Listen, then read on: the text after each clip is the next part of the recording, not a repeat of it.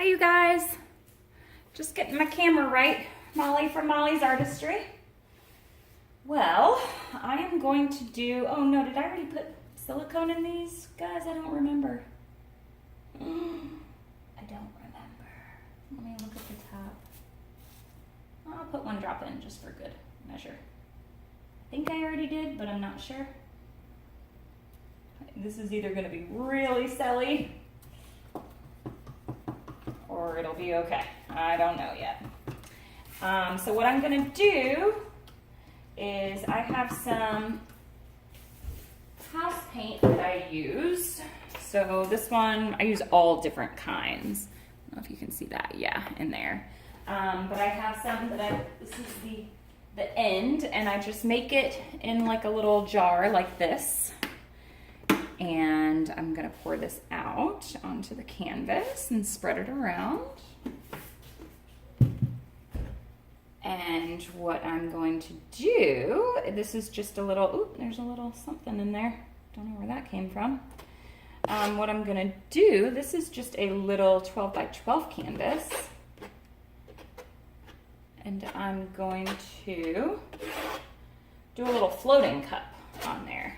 So, probably should have prepped everything beforehand. This might be a longer video because I didn't prep everything. I could have already put the paint on the canvas, but a lot of people, when I think that people want my videos short, I prep everything ahead of time, and then, you know, they say, well, we wanted to see that first part. I'm like, oh geez, okay. So, and I don't have my video editing stuff yet to fast forward everything, or not quite that savvy yet. Heck, I just started using Collage to post my pictures to Facebook like everybody else was already using. Huh, get with the times, Molly, huh? 34 years old, you should get with the times. Just gonna spread this around a little bit. It's a little bit chunky, actually. I like my paints normally a little bit thinner than this. When you can see those little rivulets, that means that your paint is thin in some places and thick in some places. So, but I like the kind of glassy look that the paint gives when I thin it out a little bit for my underlayer, not for my regular paints. So, I have blue on my fingers, so I don't want that on the paint. Just get my canvas sides a little bit. I'm gonna pour a little bit more out here. So my pouring medium, I have changed it up a little bit. Just, ooh, that was a lot. Wasted a lot of paint there. That's all right. Can't talk and paint, guys. So for my pouring medium, I did 50% paint to 50% floetrol, and then I added my Creative Inspirations gloss polymer varnish. I made like a cup like this, so I'd say this is a 500 ml cup, and it was filled to the top because I just batched it for all of these, like here. So this was 200 of floetrol, 200 mils of floetrol, 200 mils of glue. I would say probably about 25 milliliters of liquitex pouring medium, 50 to 75 of Creative Inspirations gloss polymer varnish, and 50 milliliters of GAC 800. So we'll see what this mixture comes out like. I'm just experimenting still with all of these, not expecting anything in particular, just seeing where things go. And that's kind of why I wanted this YouTube channel, because I feel like a lot of people experiment, and sometimes it works, sometimes it doesn't. And I kind of want to know the stuff that doesn't too, you know? I want to know both sides. So, pour that on over the side. Sorry this part took so long. I should have prepped this ahead of time. But this is how I prep my canvas. This is what I do. And then for these especially, guys, I feel like, let me wipe my hands off. I feel like it's really important to run over this with a torch of some kind, because see those, I don't know if you're in close enough, but I have a lot of air bubbles that I'm popping. This will make your surface kind of glassy. Okay. I feel like there's some air bubbles over there, no? Okay. So the way that you do this for a floating cup, for me, what I'm gonna do, I'm gonna layer the paints in, flip the cup upside down with a hole in it, and then just kind of drag it on along. The other floating cup is literally where you cut this much of the cup off and you stick the cup on there. And then maybe I'll do that one, because this one's not really technically a floating cup. If I just poke a hole, it's just a flip and drag. So I'm just cutting. Ooh, I don't want to cut that much of my cup off, because then my paint will spew out the side. Okay, so see, I don't want the paint to go up past here because it'll spew out the sides. Okay, so I'm gonna, and this cup hole is a little big for what I wanted. I wonder if I should do a smaller one. Like this. This is the size that I want. Sorry guys. Give me just a couple more seconds. Let me make sure you're still going because I'm using my phone camera. My phone video again, not the other camera that I bought. It's a great camera. I actually really like it. This is perfect. I like the camera. Stir these up. But I can't really tell what's going on because the screen is so small. But my other one was overheating, so. Okay, so now what you do is you just layer the paints on in there. And these paints are kind of thick. I normally like these paints thin when I do this. Oh, I didn't want those colors beside each other. I like to layer my colors to get contrast.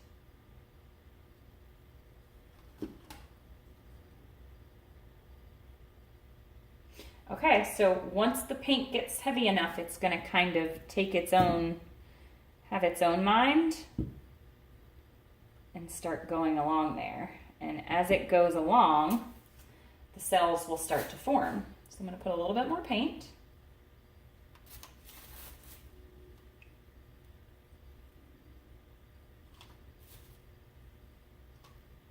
And then I'm gonna tilt some more.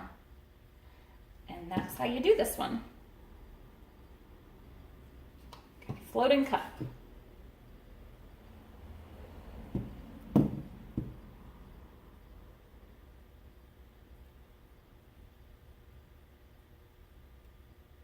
And I want it kind of with a little bit of negative space through there. So I'm just gonna go from one corner. Okay, so see when it's like that and it's taking my white up with it? I don't want that. There, okay, so I'm gonna put more paint in my cup because it's taking my white up there. So I'm gonna do one more layer of pink. My cerulean blue. My dioxazine violet. And my light blue. And then here I go. Take this back up. Have that go over the corner. Then just drag the rest of that paint through there. Now, so that's the first part. Now I'm gonna get these little cells and then I'm gonna drag them out. So I want this to be white, as much white as possible. So now what I'm gonna do is have that, just gonna stretch this out a little bit. Look at the side.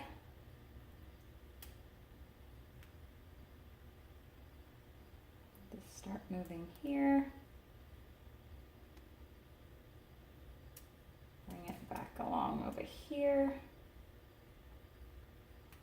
I wanted my negative space in the middle, so I don't want too much to happen there.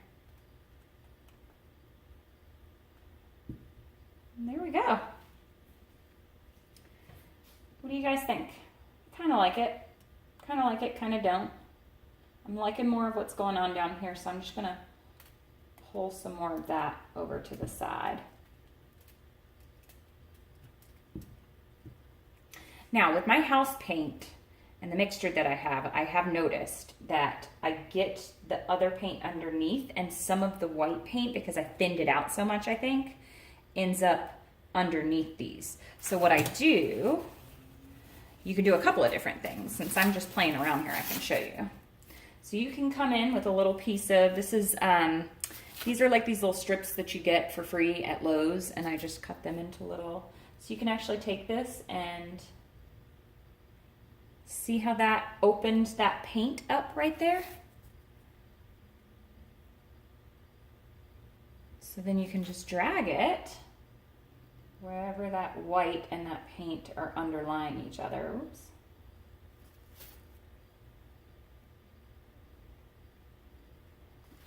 And so you kind of got two techniques in one here. So that was an open cup pour. And then this is just a swipe. That's what this is called, a swipe. Oh, my cup was in the way. I'm gonna come all the way in here. Swipe down.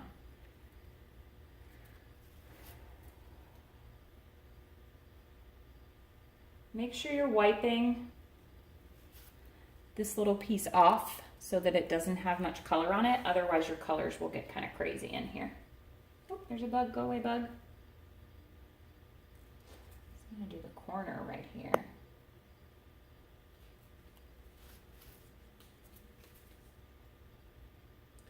And then through this swipe, you get this little lacing and these little tiny lacings that come up, which I love. Kind of looks like a bug to me. It looks like a caterpillar, no? Or some type of funky bug.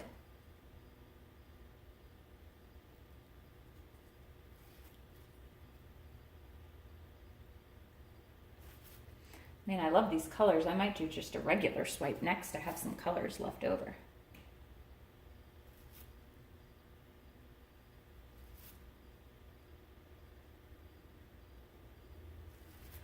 But anywho, so that's how you do that.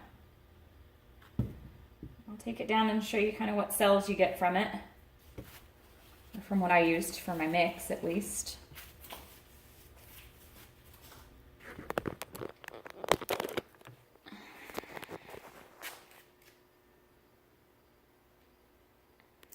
So those are the cells there.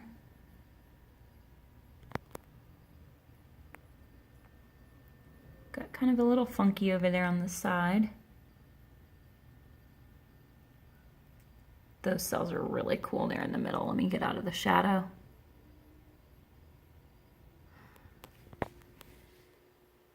So there you go. Flip and drag with some swipe. Different technique to show you guys tonight instead of the same thing all the time. That's interesting movement there in the middle. I don't want to be in the light of it. I like that movement. Gosh, I'm loving that right there. I wish I had more of that. It's beautiful. All right, you guys, so I told you about my pouring medium, what colors I used. Basically 50-50 ratio paint to pouring medium in the cup, and I used some silicone, and in the cup you can see here, see how it's got a little mound on it right there? I should have done it a little bit thinner than that for this technique, but in my flip cup technique, that's what I like right there, that thickness. When it runs off right there, I want it to hold that little mound. So that's how I know that my paints are thick enough, the right consistency for a flip cup. For this one, I would have probably liked it to be a little bit thinner, but I think it turned out pretty good. So thank you guys, Molly's Artistry. If you like, please subscribe. I'm gonna keep making videos as long as you guys like it. And have a good night.